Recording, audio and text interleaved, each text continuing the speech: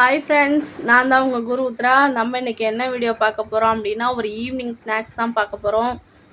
Evening டைமாக இருக்குது, அதை ஏதாவது ஸ்நாக்ஸ் செய்யலாம் அப்படின்ட்டு பார்த்தா ப்ரெட் இருந்துச்சு. அதான் உடனே சிஸ்டர் ப்ரெட் அல்வா செய்யலாம் அப்படின்னு சொல்லிட்டு ரெடி பண்ணிகிட்ருக்காங்க. வாங்க, அல்வாவாக வருதா இல்லை பசையாக வருதான்னு வீடியோக்குள்ளே போய் பார்க்கலாம். வாங்க வீடியோக்குள்ளே போகலாம்.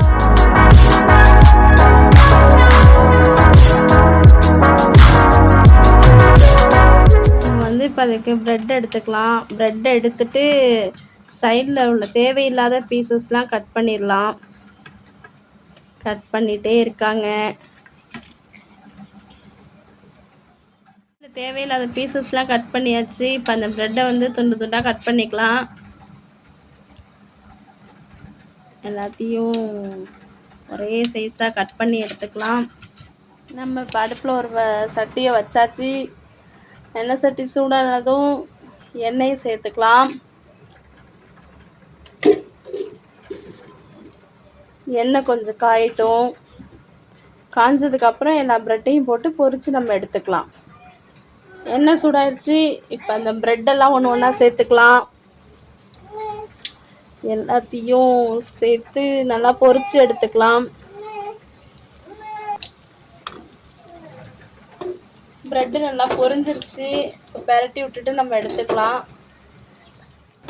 எடுத்தாச்சு. இப்போ பாக்கி இருக்கிறதையும் அதே மாதிரி போட்டு பொரிச்சு எடுத்துக்கலாம். பெரட்டி விட்டாச்சு. இதே மாதிரி நல்லா பெரட்டியாச்சு. இந்த மாதிரி நல்லா செவந்து வந்ததுக்கப்புறம் நம்ம எடுத்துடலாம். எண்ணெயை நல்லா வடிச்சிட்டு நம்ம எடுத்துக்கலாம். இதுக்கு வந்து ஜீனி பாவு காய்ச்சணும். அதுக்கு ஒரு குண்டான வச்சு நம்ம தண்ணி சேர்த்துக்கலாம். நம்ம இதில் தேவையான அளவு தண்ணி சேர்த்துக்கலாம். நமக்கு தேவையான அளவுக்கு தான் நம்ம சேர்த்துக்க போகிறோம். நான் 100 கிராம் சர்க்கரை தான் நான் எடுத்திருக்கேன். உங்களுக்கு அதிகமாக ஸ்வீட் வேணும் அப்படின்னா உங்களுக்கு தேவைக்கு ஏற்ப நீங்கள் இன்னும் அதிகமாக கூட நீங்கள் சர்க்கரை சேர்த்துக்கலாம்.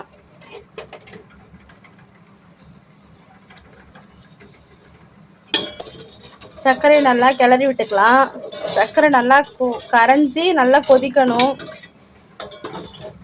நம்ம 2 ஸ்பூன் அளவுக்கு இப்போ நெய் சேர்த்துக்கலாம். சட்டி நல்லா சூடாயிருச்சு. இப்போ நம்ம நெய் சேர்த்துக்கலாம்.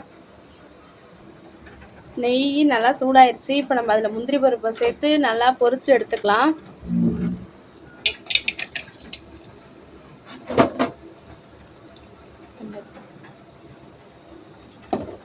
இப்போ நல்லா பொரிஞ்சிருச்சு. இதை நம்ம எடுத்துக்கலாம். உங்களுக்கு தேவையான உங்ககிட்ட இருந்தால் பாதாம் பருப்பு, பிஸ்தா பருப்பு நம்ம எப்படின்னு எது வேணாலும் சேர்த்துக்கலாம். எங்கள் கிட்ட இப்போ இதான் இருந்துச்சு, இதை நாங்கள் சேர்த்துருக்கோம். நல்லா பொரிஞ்சிருச்சு. இப்போ ஸ்டவ் ஆஃப் பண்ணிடலாம். நல்லா கொதிச்சிருச்சு. இந்த மாதிரி நல்லா கொதிக்கணும் பாகு. இதுதான் பதம். இதுக்கு வந்து இந்த கம்பி பதம்னு சொல்லுவாங்கள்ல, அதெல்லாம் கிடையாது. பாகு நல்லா கொதிச்சாலே போதும். இப்போ நம்ம வந்து பொரிச்சு வச்சுருக்க ப்ரெட்டெல்லாம் இதில் அப்படியே நம்ம சேர்த்துக்கலாம். இது எல்லாத்தையும் நம்ம இதில் ஒன்று ஒன்றா சேர்த்துக்கலாம்.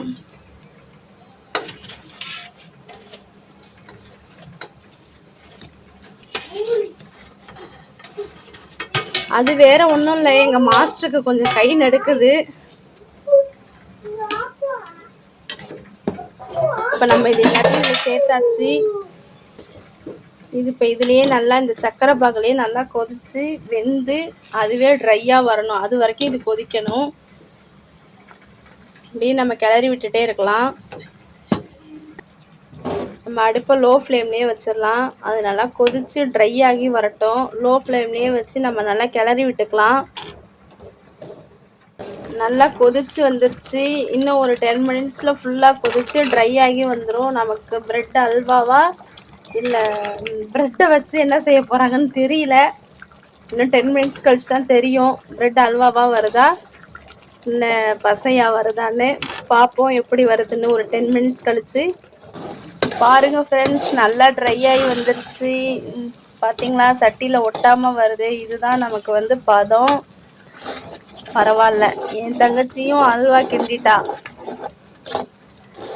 இப்போ இது கூடவே நம்ம முந்திரி பருப்பெல்லாம் சேர்த்துடலாம். நம்ம இது கூடவே இந்த நம்ம ஏற்கனவே பொரிச்சு வச்சிருக்க முந்திரி பருப்பை அப்படியே சேர்த்துக்கலாம்.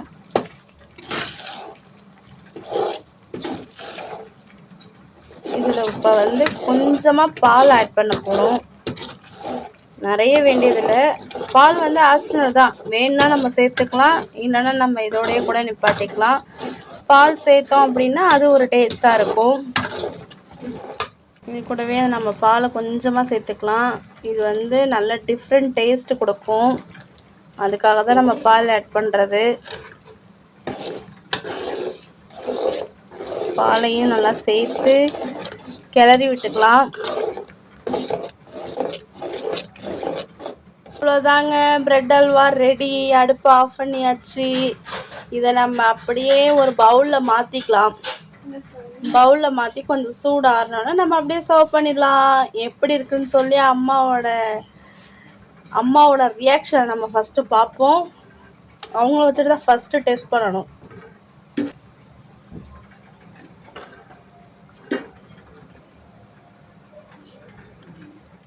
இப்போ வந்து இதில் கொஞ்சோண்டு டெக்கரேஷனுக்காக நம்ம பாதாம் பருப்பு சேர்த்துக்கலாம். அவ்வளோதான். இதை வந்து நம்ம அப்படியே சர்வ் பண்ண வேண்டியதுதான். Bread halwa ready.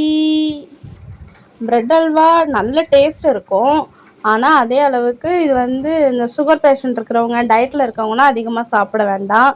ஏன்னா இதில் வந்து நம்ம ப்ரெட்டு பொரிக்கும் போதே நிறைய எண்ணெய் வேறு குடிக்கும், நெய் சேர்த்துருக்கோம். அதனால் இதை வந்து அவங்க அதிகமாக சாப்பிட வேணாம், லைட்டாக எடுத்துக்கலாம். இப்போ வந்து இது அப்பாவுக்கு சர்வ் பண்ணுவோம். அப்பாவோட ரியாக்ஷனும் அம்மாவோட ரியாக்ஷனும் எப்படி இருக்குன்னு சொல்லிட்டு பார்ப்போம். அப்படி சாப்பிட்டு பார்த்துட்டு டேஸ்ட் எப்படி இருக்குன்னு சொல்லுங்கள்.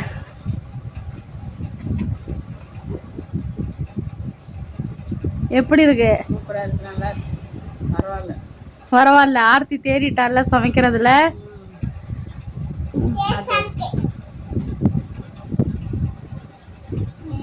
இவங்க தான் இதை சமைச்சவங்க, செஃப். ஓகே, ஒரு வழியா பிரெட் அல்வா சூப்பராக வந்துருச்சு. பரவாயில்லையே, நல்லாதான் இருக்கு. எப்படி இருக்குமோன்னு நினைச்சேன். பிரெட் அல்வா சூப்பராக இருக்கு. இருக்கு. ஆஹா. சரிப்பா. பிரெட் அல்வா சூப்பராக இருக்குல்லப்பா. அவ்வளோதான் முகுட்டீஸ், அல்வா சூப்பராகவே இருந்துச்சு. அம்மாவும் நல்லா இருக்குன்னு சொன்னாங்க, அப்பா சூப்பராக இருக்குன்னு சொன்னாங்க. எங்கள் அண்ணன் வாயிலேருந்து நல்லா இருக்குன்னு வந்துடுச்சு. அப்போ உண்மையாகவே அல்வா நல்லா தான் இருக்குன்னு அர்த்தம், சும்மா சொல்லக்கூடாது. அல்வா நல்லாவே இருந்தது. அல்வா எப்படி இருந்துச்சு அப்படிங்கிறத நீங்கள் சாப்பிடல, பட் நாங்கள் செஞ்சது எப்படி இருந்துச்சுன்னு சொல்லி மறக்காமல் கமெண்ட் பாக்ஸில் சொல்லுங்கள். அதுக்கு முன்னாடி நம்ம சேனலை லைக் பண்ணுங்கள், ஷேர் பண்ணுங்கள், கமெண்ட் பண்ணுங்கள். அதுக்கு முன்னாடி சப்ஸ்கிரைப் பண்ணுங்கள். ஓகே, நம்ம நெக்ஸ்ட் வீடியோவில் பார்க்கலாம். பாய்.